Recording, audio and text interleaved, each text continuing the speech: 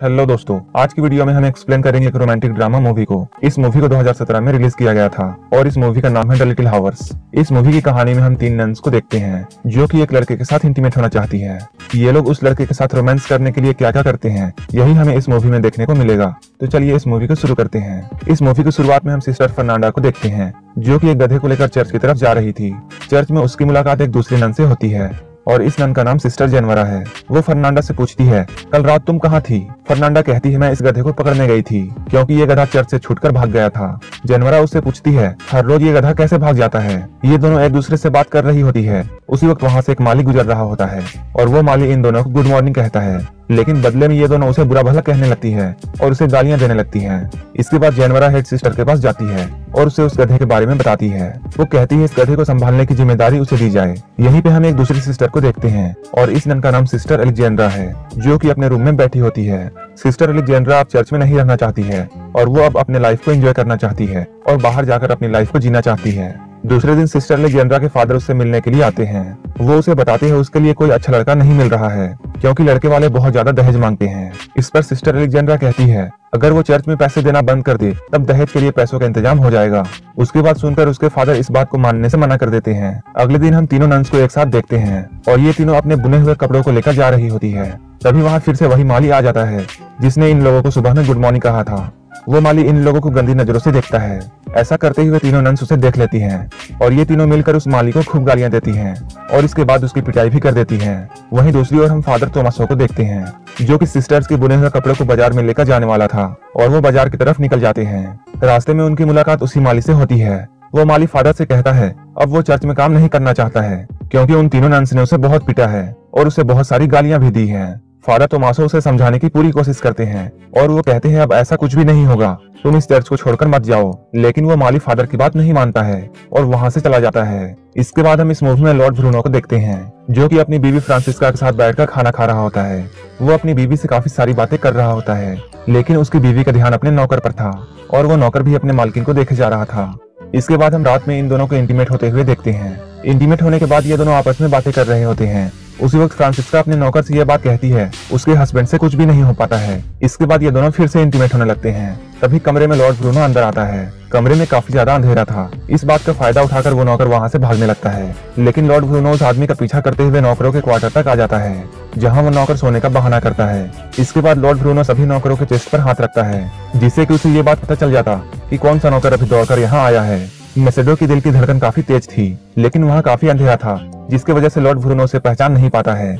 इसीलिए वो उस नौकर का पोनीटेल काट देता है और वो सोचता है सुबह होते ही उससे ये बात पता चल जाएगा कि ये आदमी कौन है। लॉर्ड ब्रूनो के जाते ही मैसेडो उठता है और वो अपने सारे साथियों की पोनीटेल काट देता है। सुबह जब लॉर्ड ब्रूनो उस नौकर को पहचानने के लिए आता है और वो इस तरह से मैसेडो को नहीं पहचान पाता है। अगली सुबह फिर से फ्रांसिस्का मैसेडो के पास आती है और वो उसके साथ फिर से इंटीमेट होना चाहती थी। फ्रांसिस्का उसके साथ खुले में ही जबरदस्ती करने लगती है। फ्रांसिस्का और मैसेडो को ऐसा करते हुए लॉर्ड ब्रूनो देख लेता है और वो अपने सैनिकों को ये ऑर्डर देता है वो मैसेडो को पकड़कर यहाँ लाए। इसके बाद मैसेडो अपनी जान बचाने के जंगल की तरफ भागने लगता है। जंगल में भागते हुए मैसेडो फादर को देखता है जो कि अभी नशे के हालत में होते हैं और उनकी गाड़ी नदी में पलट चुकी थी और उसके सारे कपड़े नदी में बह रहे थे। मैसेडो ये सब देखकर फादर की मदद करता है। फादर ये सब देखकर मैसेडो से बहुत खुश होते हैं और उसे अपने साथ चर्च में आने के लिए कहते हैं। जाते हुए फादर मैसेडो से ये कहते हैं, तुम वहाँ पहुंचकर गूंगे और बहरे होने का नाटक करना, नहीं तो वहाँ की सिस्टर्स तुम्हें बहुत मारेंगी। अगले दिन ये दोनों चर्च पहुंचते हैं। वहाँ पहुंचकर फादर मैसेडो की मुलाकात सिस्टर मारिया से करवाता है। सिस्टर मारिया पहले तो मैसेडो को वहाँ रखने से मना करती है लेकिन फादर के कहने पर बाद में वो उसे माली की जॉब दे देती है। अगले दिन मैसेडो अपना माली का काम कर रहा होता है। तभी वहाँ पर सिस्टर फर्नांडा आ जाती है और वो मैसेडो को हथियार दिखाकर उससे पूछताछ करने लगती है। अभी इन नन्स को मैसेडो के बारे में कुछ भी पता नहीं है। तभी वहाँ पर सिस्टर मारिया आती है और वो इन लोगों को बताती है ये हमारा नया माली है और इसका नाम मैसेडो है और ये गूंगा और बहरा है। उसी रात फर्नांडा की एक दोस्त मार्था उससे मिलने के लिए आती है। इसके बाद ये दोनों मिलकर एलेक्जेंड्रा के कमरे में जाते हैं और इसके बाद ये लोग मिलकर शराब पीने लगते हैं। कुछ देर बाद सिस्टर जेनवरा भी वहाँ आती है और इन लोगों को ज्वाइन करती है। शराब पीते हुए ये लोग आपस में एडल्ट बातें करना शुरू कर देते हैं जहाँ मार्था उन्हें इंटीमेट होने के बारे में काफी कुछ बताती है। मार्था की बातों को सुनकर ये लोग काफी एंजॉय कर रहे होते हैं। ये लोग पूरे नशे में आ चुके थे। इसके बाद जेनवरा और फर्नांडा एक दूसरे से रोमांस करने लगते हैं। अगली सुबह हम मैसेडो को देखते हैं जो कि जमीन की खुदाई कर रहा होता है। तभी वहाँ पर सिस्टर एलेक्जेंड्रा आती है कुछ देर मैसेडो के साथ वो बातें करती है और बात करते हुए उसे काफी अच्छा लगता है और धीरे धीरे वो मैसेडो को सेड्यूस करने लगती है और वो उसके साथ रोमांस करना शुरू कर देती है। ये दोनों एक दूसरे के साथ काफी एंजॉय कर रहे होते हैं। तभी चर्च की घंटी बजती है और अलेक्जेंड्रा वहाँ से चली जाती है। वहीं दूसरी ओर जेनवरा और फर्नांडा कपड़ों को धो रही होती हैं। तभी अलेक्जेंड्रा वहाँ पर आती है। ये तीनों आपस में बीते हुए रात के बारे में बातें कर रही होती हैं। ये लोग कहते हैं रात में काफी ज्यादा मजा आया था। फर्नांडा अलेक्जेंड्रा से ये पूछती है, तुम्हारे कपड़े इतने ज्यादा गंदे कैसे हैं? अलेक्जेंड्रा कहती है वो मैसेडो के गड्ढे खोदने में मदद कर रही थी। ये सुनकर जेनवरा और फर्नांडा को यकीन नहीं होता है, क्योंकि पहले अलेक्जेंड्रा कोई भी काम नहीं करती थी। एक दिन जेनवरा फर्नांडा और उसकी दोस्त मार्था को जंगल की तरफ जाते हुए देखती है। इसके बाद वो छुपते हुए इन लोगों का पीछा करने लगती है।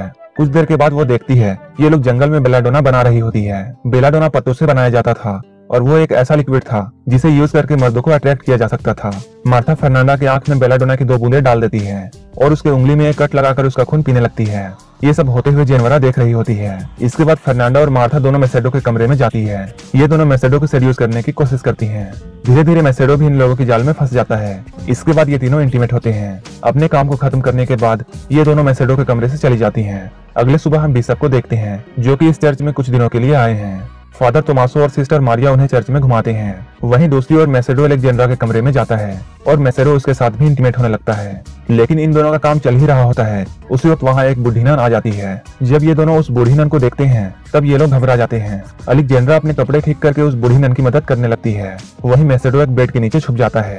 वो बूढ़ी नन बहरी होती है, इसलिए वो इन दोनों की हरकतों को नहीं जान पाती है। मैसेडो बेड के नीचे से निकलकर खिड़की से भागने की सोचता है, लेकिन तभी उस कमरे में बिशप और सिस्टर मारिया आ जाते हैं। मैसेडो ये देखकर फिर से पलंग के नीचे छुप जाता है। इन लोगों के जाने के बाद वो वहाँ से निकलता है। वहीं दूसरी ओर हम जेनवरा को देखते हैं। अब वो भी बेलाडोना बनाने लगती है, लेकिन वो उसे अपनी आंखों में डालने के बजाय पी लेती है, जिसकी वजह से उसे चक्कर आने लगते हैं। इसके बाद वो अपने हाथ पर एक कट लगाती है और उससे निकले हुए खून को अपने गाल पर लगा लेती है। इधर अलेक्जेंड्रा मैसेडो के कमरे में जाती है और वो उससे पूछती है उसने झूठ क्यों बोला कि वो गूंगा और बहरा है। इन दोनों की बातें चल ही रही होती है, तभी वहाँ पर जेनवरा आ जाती है। इसके बाद अलेक्जेंड्रा भागकर एक कोने में छुप जाती है। जेनवरा के दिमाग में बेलाडोना का नशा छाया हुआ था, जिस वजह से वो मैसेडो के पास जाते ही उससे रोमांस करने लगती है। लेकिन तभी उसे फर्नांडा की आने की आवाज सुनाई देती है। इसके बाद वो भी जल्दी से भागकर कोने में छुप जाती है, जहां उसकी मुलाकात अलेक्जेंड्रा से होती है। ये दोनों एक दूसरे को देखकर वहां चौंक जाते हैं। ये दोनों एक दूसरे को देखकर बहुत हैरान होते हैं। इसके बाद उस कमरे में फर्नांडा आती है और वो चाकू दिखाकर मैसेडो को किडनैप कर लेती है और उसे जंगल में ले जाने लगती है। अलेक्जेंड्रा और जेनवरा दोनों उसका पीछा करती हैं। जब ये लोग जंगल में पहुंचते हैं तब ये लोग कुछ अलग ही चीज देखते हैं।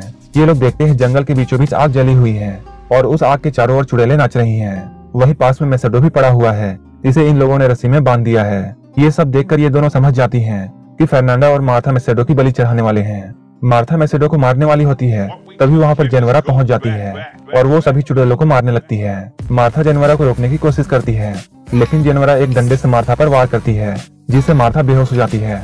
इसके बाद अलेक्जेंड्रा भी वहाँ आ जाती है और वो मैसेडो को फर्नांडो से बचाती है। उस वक्त मैसेडो भी इन लोगों को अपनी सच्चाई बताता है। वो कहता है वो गूंगा और बहरा नहीं है।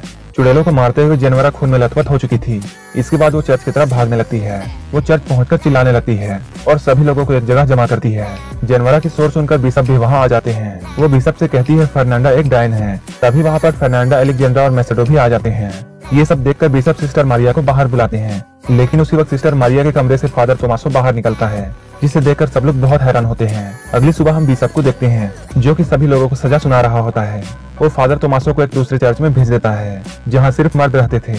मैसेडो को फिर से लॉर्ड ब्रूनो के पास भेज दिया जाता है, जहाँ लॉर्ड ब्रूनो उसे जेल में बंद कर देता है। इसके बाद हम इन तीनों सिस्टर्स को देखते हैं, जो कि आपस में एक दूसरे से माफी मांगती हैं। अब इन तीनों को मैसेडो की बहुत चिंता हो रही थी। वहीं दूसरी ओर हम मैसेडो को देखते हैं, जो कि जेल में अपनी सजा को काट रहा होता है।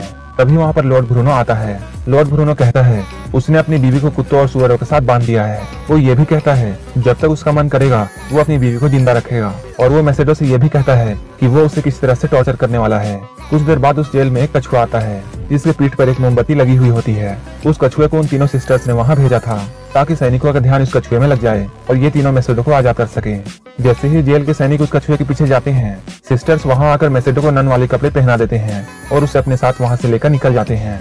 जेनवरा मैसेडो की जगह एक पुतला रख देती है, जिसकी वजह से सैनिकों को ऐसा लगता है कि वो पुतला मैसेडो है। इसके बाद ये चारों खुशी खुशी जंगल की तरफ भागने लगते हैं। ये चारों आपस में बहुत खुश होते हैं। इधर मारिया की मुलाकात जंगल में भटक रहे फादर तोमासो से होती है। ये दोनों भी एक दूसरे को देखकर बहुत खुश होते हैं। तभी इन लोगों को कुछ आवाजें सुनाई देती हैं। उस आवाज को सुनकर ये दोनों छुप जाते हैं। ये लोग देखते हैं ये चारों कोई और नहीं बल्कि तीनों सिस्टर्स और मैसेडो हैं। उन चारों के यहाँ से चले जाने के बाद ये दोनों एक दूसरे को देखकर मुस्कुराते हैं और यहीं पर ये मूवी खत्म हो जाती है। अगर आपको ये मूवी अच्छी लगी हो तो एक लाइक जरूर कर देना और ऐसे ही वीडियोस के लिए मेरे चैनल को जरूर सब्सक्राइब कर लेना। तो मिलते हैं हमारे नेक्स्ट वीडियो में।